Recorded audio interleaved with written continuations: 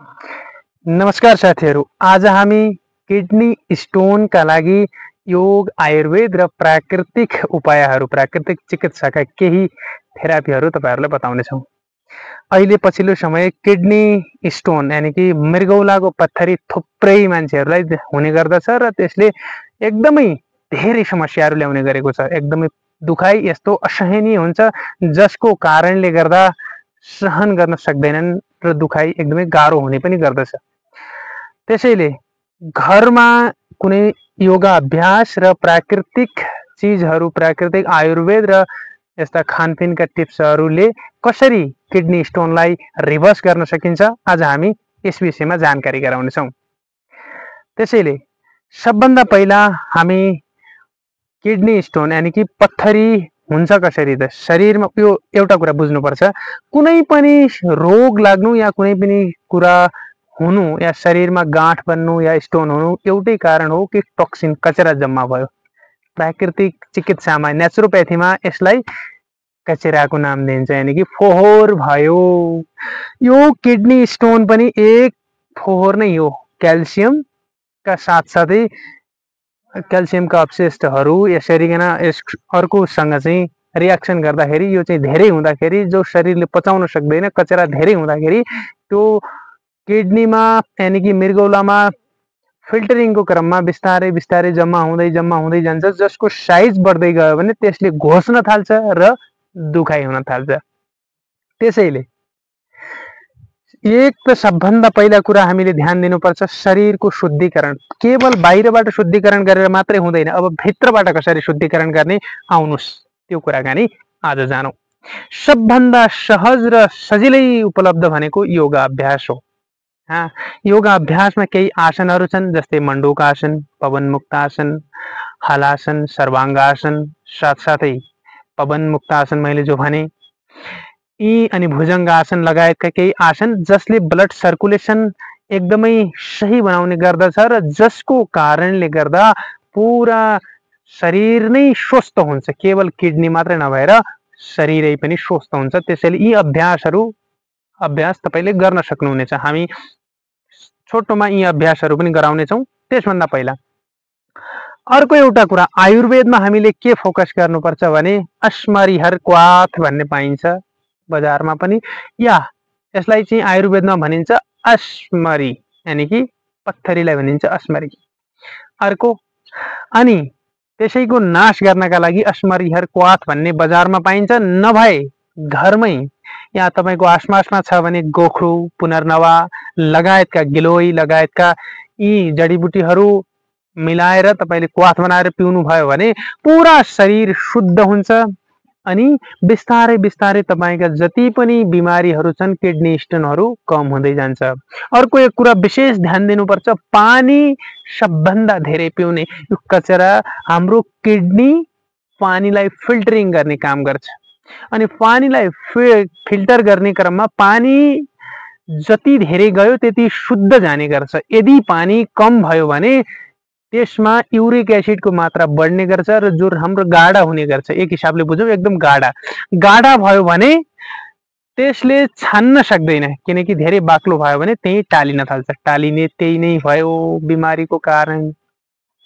एउटा भने पानी भरपूर पिउनु, 3 देखि 4 लिटर, कहिलेकाहीँ त जरुरत गर्मीको सिजनमा 5-5 लिटर पनि पिउन सकिन्छ। बिहान उठ्ने बित्तिकै 1 लिटर पानी, जवान जति पनि छन् 15 देखि 60 वर्षसम्मका मान्छेहरू 1 लिटर मनतातो पानी बिहान उठ्ने बित्तिकै अनिवार्य पिउनु। अनि अर्को कुरा, त्यहाँभन्दा सानो या कम उमेर, त्यहाँभन्दा माथिको उमेर छ भने 500 देखि 750 ml सम्म मनतातो पानी अनिवार्य पिउनु होला। यो मैले भने। अर्को कुरा, पत्थर चट्टा भनेर पाइन्छ एउटा, तपाईले आसपास कहीँ देख्नु भएको होला, हामी त्यो कोशिश गर्नेछौं तपाईलाई देखाउने पनि। पत्थर चट्टा नामै पत्थर चट्टा छ, जसको रस प्रत्येक दिन 2-2 चम्मच त्यसको रस निकालेर पिउनुस्, या खाली पत्थर चट्टाको पातलाई पनि चपाइकन दिनदिनै खानु भयो भने त्यसले पनि किडनी स्टोन निकाल्नमा मद्दत गर्छ। त साथीहरू यो भयो। अब के नखाने, दूध, दही लगायतका यी क्याल्सियम पाइने माछा, मासुदेखि लिएर यी धेरै चीजहरू बन्द गर्नुपर्ने हुन्छ। साथै नमक नमकिन चिजहरू यानि कि नुन धेरै मसलाहरू स्पाइसी भएकोहरू त्यस्तो चाहिँ खानु हुँदैन। धेरै फ्राई गरेको तेलहरू मसलाहरू भएको नुन धेरै भएको चिज बिल्कुलै कम गर्नु। यो अभ्यासमा ध्यान राख्नु होला। अर्को कुरा, यदि शरीरमा अभ्याङ्ग गरियो र अभ्याङ्ग पछि स्वेदन, यो आयुर्वेदमा पञ्चकर्म भित्र आउने गर्दछ अभ्याङ्ग र स्वेदन। अनि अभ्याङ्गले पूरा शरीरमा ब्लड सर्कुलेसन ठिक गर्छ र स्वेदनले त्यो टक्सिनहरूलाई कचराहरूलाई बाहिर निकाल्ने काम गर्छ। यदि अभ्याङ्ग स्वेदनको पनि थेरापीहरू लिनुभयो भने किडनी स्टोनमा पनि आराम मिल्छ, भविष्यमा पनि हुँदैन, महिनामा एक बार अनिवार्य गर्दै गर्नुभयो भने। त्यस्तै प्राकृतिक चिकित्सामा एक जल चिकित्सा जसलाई कटी स्नान भन्ने हुन्छ, हिब्बाथ भनेर भन्छन्। कम्मरदेखि यो पेट नाभिदेखि कम्मरसम्मको यो भाग डुबाएर तातो पानीमा बस्ने, जति सहन हुन्छ त्यति तातो पानीमा कम से कम 15-20 मिनटदेखि आधा घन्टा अभ्यास गर्नुभयो भने जो किडनी एरिया हो त्यो चाहिँ रिल्याक्सेसन हुन्छ र बिस्तारै बिस्तारै त्यो किडनीले राम्रो काम गर्न थाल्छ, किडनीको फङ्सनिङ राम्रो हुने गर्छ, त्यसभन्दा पछि बिमारी भाग्ने गर्छ। यी अभ्यास तपाईले गर्नु होला। यो चाहिँ किडनी स्टोन भएकाहरूका लागि। अनि आजकल एक लिथोम भट्टी आउने गर्दछ जसले किडनी लगायत पत्थरीहरू तोड्ने आयुर्वेदको दबाईहरू हो। यदि तपाईहरुले दबाईहरू लिन चाहनु हुँदैन भने घरमै पनि अभ्यास गर्न सक्नुहुन्छ, यी मैले अहिले जो भने। अब एउटा लास्ट प्राणायाम, सबभन्दा इफेक्टिभ प्राणायाम कपालभाती प्राणायाम, जो यसरी गरिन्छ।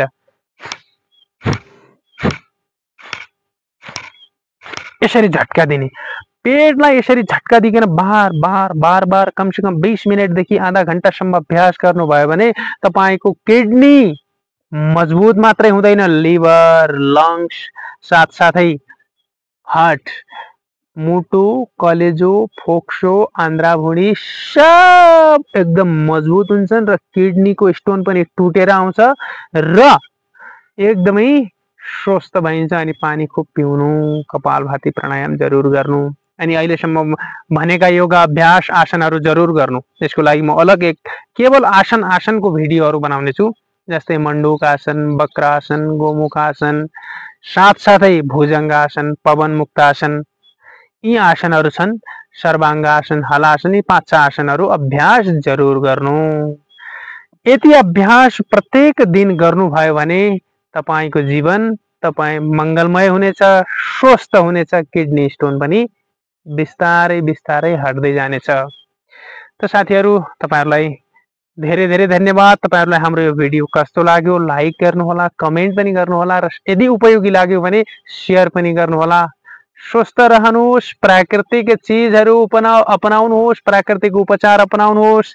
सबैको जीवन मंगल होस्। जय होस्।